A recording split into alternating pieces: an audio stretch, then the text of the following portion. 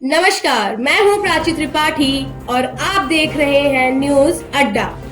और आज की बड़ी खबर है हाल ही में पास हुए वक्फ बोर्ड बिल को लेकर। आइए सबसे पहले जान लेते हैं कि वक्फ बोर्ड है क्या। इस्लाम में वक्फ का अर्थ उस संपत्ति से है जो जन कल्याण के लिए हो और इसी को ध्यान में रखते हुए 1913 में वक्फ बोर्ड बनाया गया था।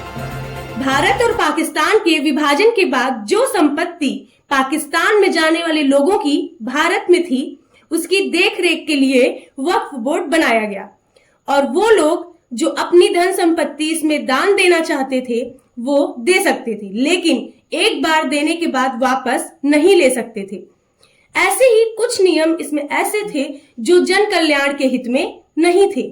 उन सब को मद्देनजर रखते हुए कई बार इस कानून को बदलने के लिए सरकार से मांग की गई।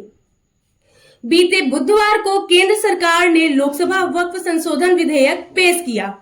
लगातार 12 घंटे इंडी और एनडीए अलायंस के मध्य बहस मुबाहिसा के बाद 288 वोट पक्ष और 232 वोट विपक्ष के साथ बिल राज्यसभा में पास किया गया।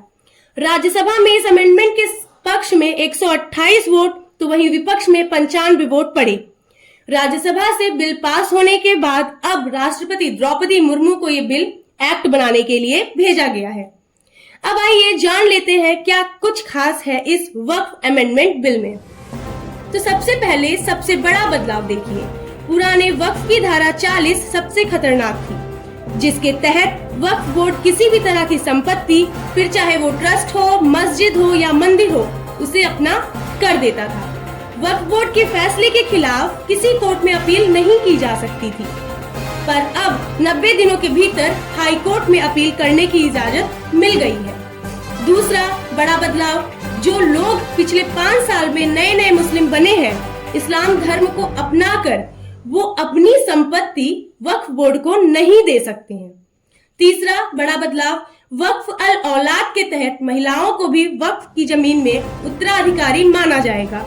इसका मतलब कि अब वक्फ में दान हुई संपत्ति से होने वाली आमदनी सिर्फ पुरुषों को ही नहीं, अब महिलाओं को भी दी जाएगी। चौथा बड़ा बदलाव, वक्फ बोर्ड में अब 2 गैर मुस्लिम और 2 महिलाओं को भी जगह दी जाएगी। वक्फ बोर्ड में नियुक्त किए गए सांसद और पूर्व जजों का मुस्लिम होना जरूरी नहीं है। सिया, सुन्नी और पिछड़े मुसलमानों से भी एक सदस्य रखना जरूरी होगा। पांचवा और आखिरी बड़ा बदलाव, अब वक्फ में दी गई हर जमीन का ऑनलाइन पोर्टल पर डेटा बेस होगा, जैसे कि किसने दान में दिया, जमीन कहां से आई, कितने पैसों की हुई आमदनी और उनकी तनख्वाह क्या है। ऐसे ही अमेंडमेंट इस बार आए हुए हैं। ऐसी ही अन्य खबरों के लिए बने रहिए हमारे साथ न्यूज अड्डा पे।